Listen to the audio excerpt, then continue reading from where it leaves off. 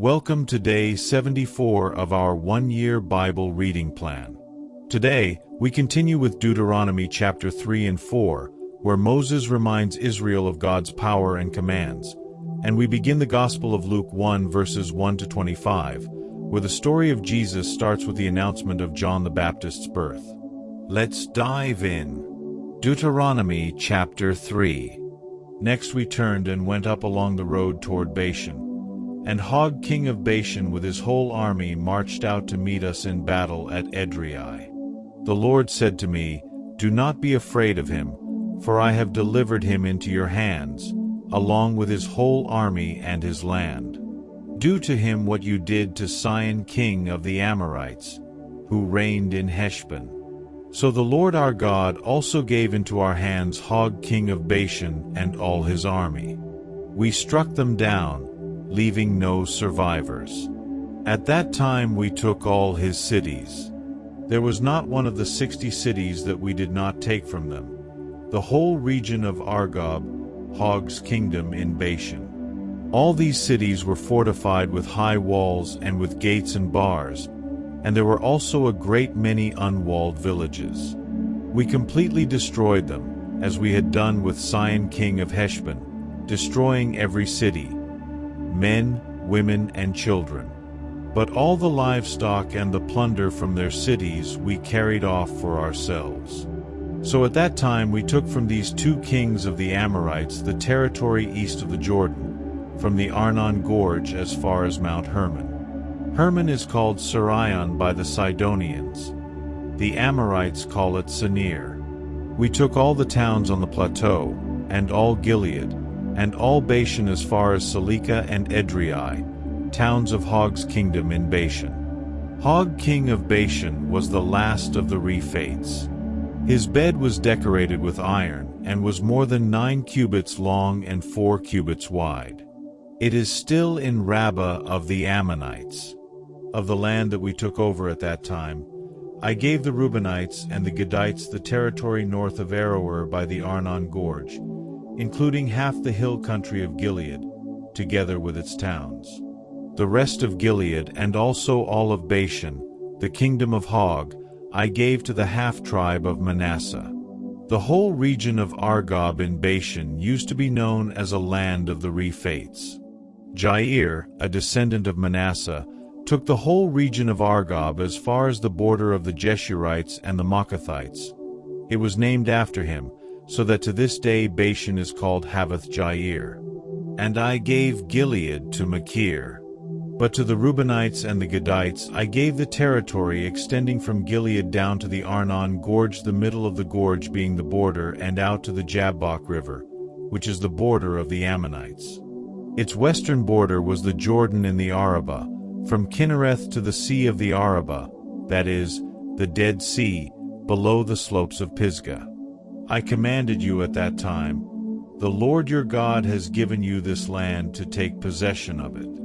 But all your able-bodied men, armed for battle, must cross over ahead of the other Israelites.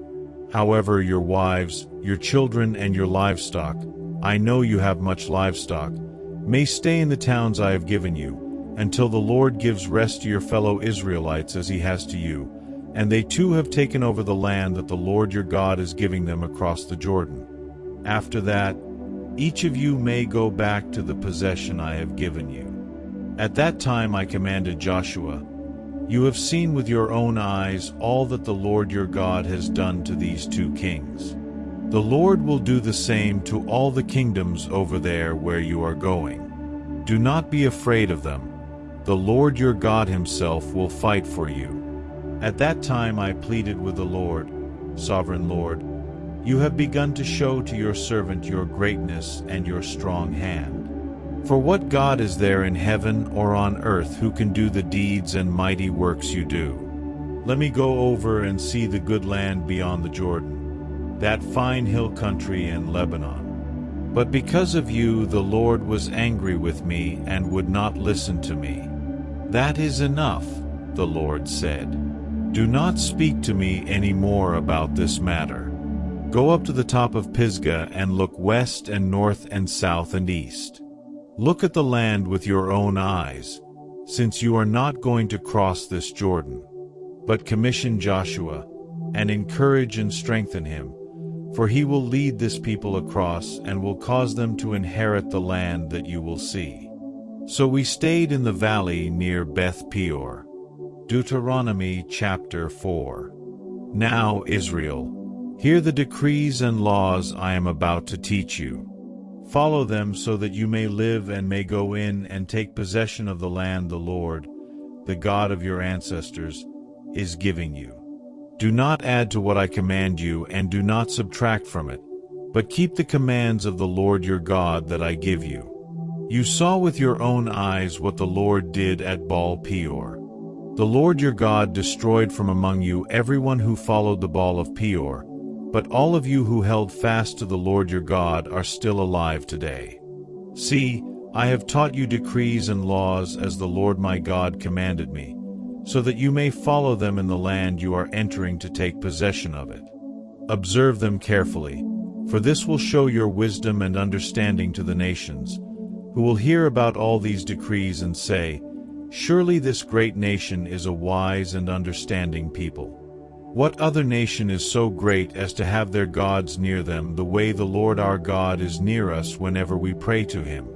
And what other nation is so great as to have such righteous decrees and laws as this body of laws I am setting before you today? Only be careful, and watch yourselves closely so that you do not forget the things your eyes have seen or let them fade from your heart as long as you live. Teach them to your children and to their children after them.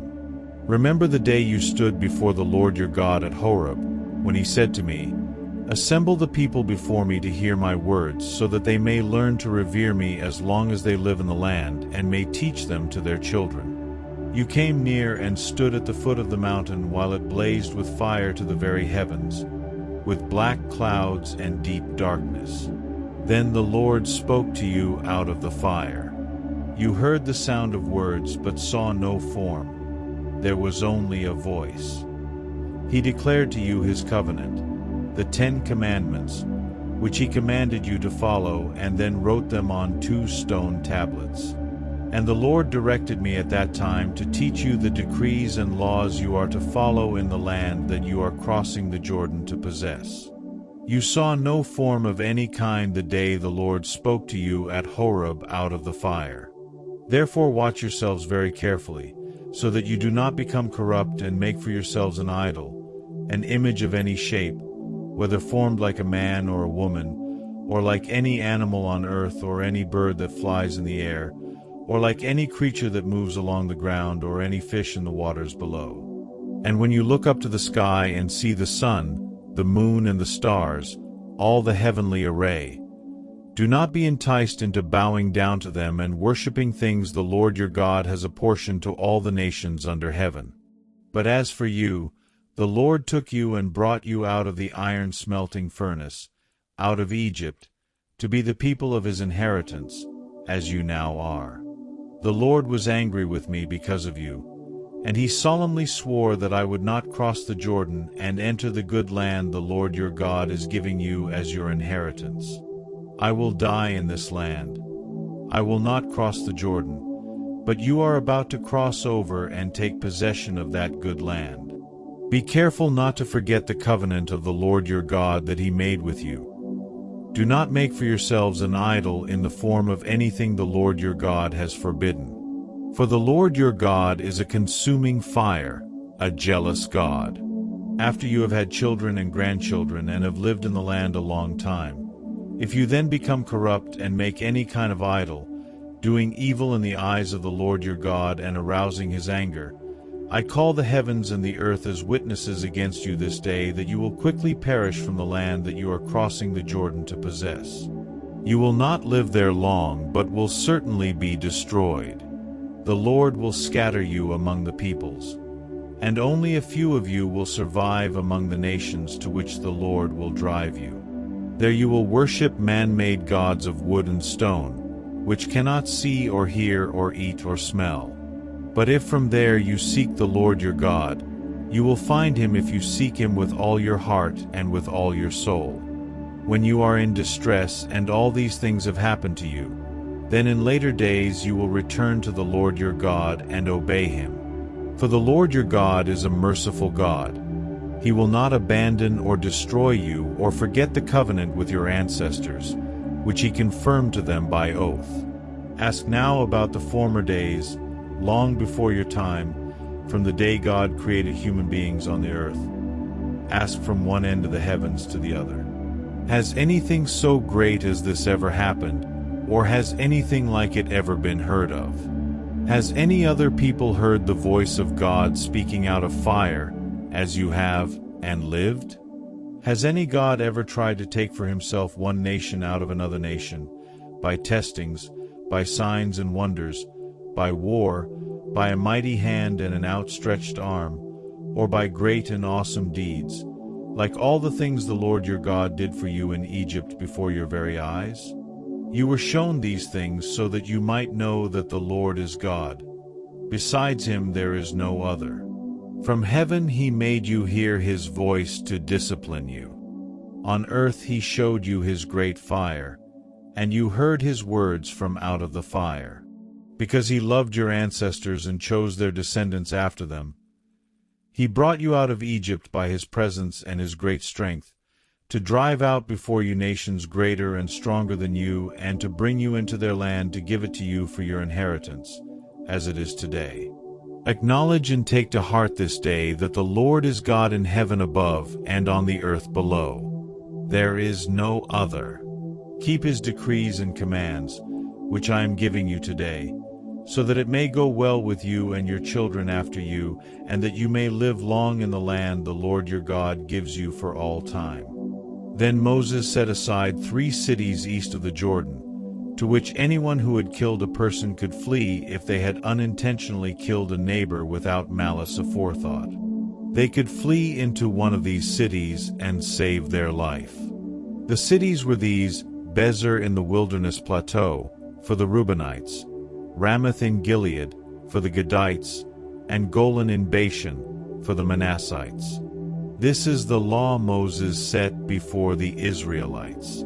These are the stipulations, decrees, and laws Moses gave them when they came out of Egypt and were in the valley near Beth Peor east of the Jordan, in the land of Sihon king of the Amorites, who reigned in Heshbon and was defeated by Moses and the Israelites as they came out of Egypt. They took possession of his land and the land of Og king of Bashan, the 2 Amorite kings east of the Jordan. This land extended from Aroer on the rim of the Arnon Gorge to Mount Sirion, that is, Hermon, and included all the Arabah east of the Jordan, as far as the Dead Sea, below the slopes of Pisgah. Luke chapter 1, 1-25. Many have undertaken to draw up an account of the things that have been fulfilled among us, just as they were handed down to us by those who from the first were eyewitnesses and servants of the word. With this in mind, since I myself have carefully investigated everything from the beginning, I too decided to write an orderly account for you, most excellent Theophilus, so that you may know the certainty of the things you have been taught. In the time of Herod king of Judea there was a priest named Zechariah, who belonged to the priestly division of Abijah. His wife Elizabeth was also a descendant of Aaron. Both of them were righteous in the sight of God, observing all the Lord's commands and decrees blamelessly. But they were childless because Elizabeth was not able to conceive, and they were both very old. Once when Zechariah's division was on duty and he was serving as priest before God, he was chosen by lot, according to the custom of the priesthood, to go into the temple of the Lord and burn incense. And when the time for the burning of incense came, all the assembled worshippers were praying outside. Then an angel of the Lord appeared to him, standing at the right side of the altar of incense. When Zechariah saw him, he was startled and was gripped with fear. But the angel said to him, "Do not be afraid, Zechariah. Your prayer has been heard. Your wife Elizabeth will bear you a son, and you are to call him John. He will be a joy and delight to you, and many will rejoice because of his birth, for he will be great in the sight of the Lord. He is never to take wine or other fermented drink, and he will be filled with the Holy Spirit even before he is born. He will bring back many of the people of Israel to the Lord their God. And he will go on before the Lord, in the spirit and power of Elijah, to turn the hearts of the parents to their children and the disobedient to the wisdom of the righteous, to make ready a people prepared for the Lord. Zechariah asked the angel, "How can I be sure of this? I am an old man, and my wife is well along in years." The angel said to him, "I am Gabriel. I stand in the presence of God, and I have been sent to speak to you and to tell you this good news. And now you will be silent and not able to speak until the day this happens, because you did not believe my words, which will come true at their appointed time." Meanwhile, the people were waiting for Zechariah and wondering why he stayed so long in the temple. When he came out, he could not speak to them. They realized he had seen a vision in the temple, for he kept making signs to them but remained unable to speak. When his time of service was completed, he returned home. After this, his wife Elizabeth became pregnant and for 5 months remained in seclusion. "The Lord has done this for me," she said. "In these days he has shown his favor and taken away my disgrace among the people." Thank you for joining today's Bible reading. What stood out to you? Let's reflect on God's faithfulness in Deuteronomy and the exciting beginning of John's story in the Gospel of Luke. Don't forget to like, share, and subscribe for more daily Bible readings. See you tomorrow.